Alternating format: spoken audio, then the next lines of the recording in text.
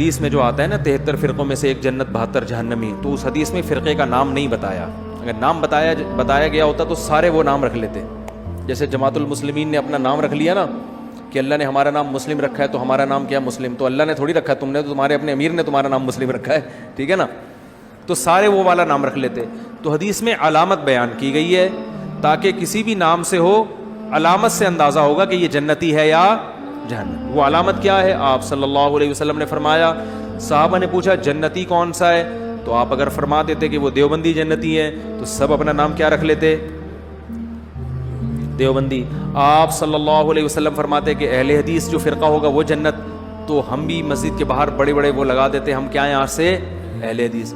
آپ صلی اللہ علیہ وسلم فرما دیتے کہ جی وہ بریلوی جنت میں ہوں گے، تو میری پگڑی کا رنگ فوراً سے پہلے چینج ہو جاتا.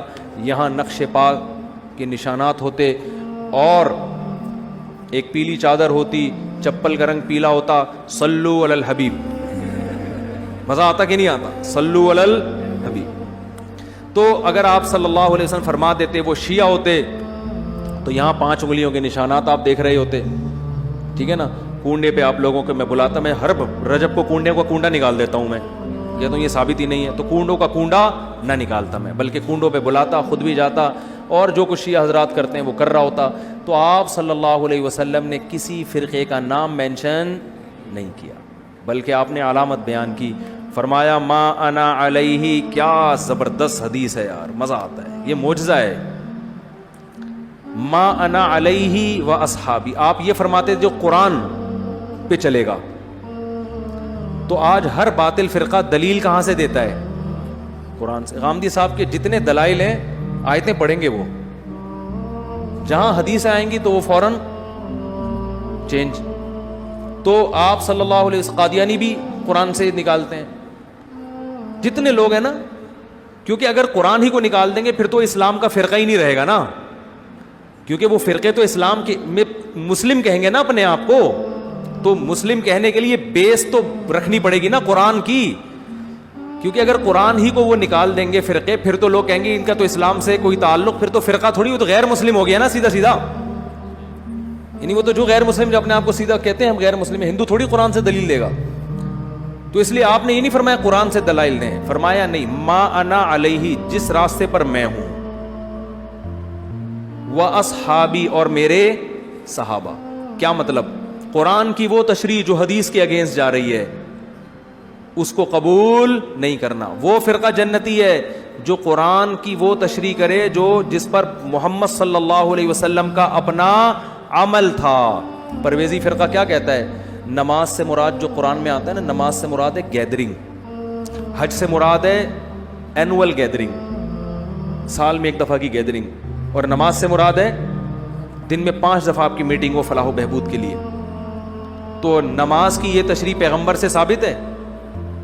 جب قرآن میں آیا نماز قائم کرو تو پیغمبر نے 5 ٹائم نماز پڑھی کہ نہیں پڑھی ہے؟ کیا ہو گیا؟ حج کیا کہ نہیں کیا؟ جیسے کیا ویسے کرنا پڑے گا آپ کو.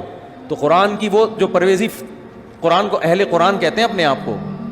تو نبی نے فرمایا جس پر میں ہوں. کیا مطلب؟ قرآن کی وہ تشریح جو حدیث کے خلاف ہے، جو نبی کے خلاف ہے، نبی کے طریقے کے، وہ تشریح بولو نا نہیں چلے گی. آگے اتنا بھی کافی نہیں ہے، کیونکہ بہت سے لوگ حدیث کو فالو کرتے ہیں، ہر مسئلہ کہاں سے بیان کرتے ہیں؟ بولتے کیوں نہیں بھائی؟ ہر مسئلہ حدیث. تو آپ نے فرمایا وَأَصْحَابِي، اور میرے صحابہ بھی اس پر چلتے ہوں. 3 طلاق کے مسئلے میں کوئی ایک صحابی سے دکھا دے، کوئی ضعیف حدیث دکھا دے جنہوں نے ایک مجلس کی 3 کو ایک کہا ہو، میں بیان کرنا چھوڑ دوں گا ہمیشہ کے لیے. اور آج دھڑا دھڑ 3 کو ایک کر کے بیویوں کو، حرام بیوی کو کیا کیا ہوا ہے لوگوں نے؟ حلال کیا ہوا ہے. تو نبی نے فرمایا جس پر میرے، اور میں آپ کو بہت سے فتاوی صحابہ کے صحیح سند سے دکھا دوں گا، ایک مجلس میں کوئی 3 دے کر آیا، سب نے کیا فتویٰ دیا؟ 3 کا. حدیثوں کی ایسی تشریح جو صحابہ کے کیا ہو. میں نہیں کہہ رہا اہل حدیث جہنمی ہے، لیکن اہل حدیث کا یہ مسئلہ جو ہے یہ قرآن و حدیث کے بالکل اگینسٹ ہے. تو ما انا علیہ، جس پر میں اور میرے، بولتے کیوں نہیں؟ صحابہ. تو آپ کہو نا میں بس قرآن و حدیث کو مانتا ہوں، غلط. قرآن حدیث کے ساتھ کس کو ملانا پڑے گا؟ صحابہ. وہ قرآن و حدیث جس پر صحابہ نے عمل کیا ہو. اگر وہ صحابہ ہی کی سمجھ میں نہیں آیا تو اس کا مطلب وہ آپ کی اپنی رائے ہے, وہ قرآن و حدیث نہیں ہے.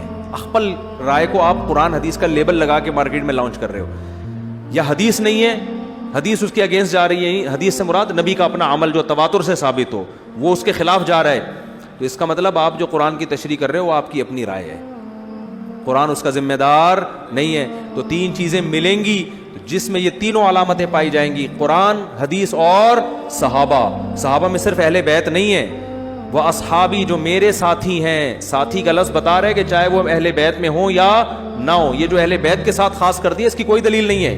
اہل بیت سے محبت ہمارے ایمان کا جزو ہے, ان کو اللہ نے بڑا مقام دیا ہے. مگر جب صحابی کا لفظ آئے گا تو چاہے وہ اہل بیت ہوں یا اہل بیت کے بغیر ہو. اور صحابہ میں سب سے پہلے حدیث سے پتہ چلتا ہے کہ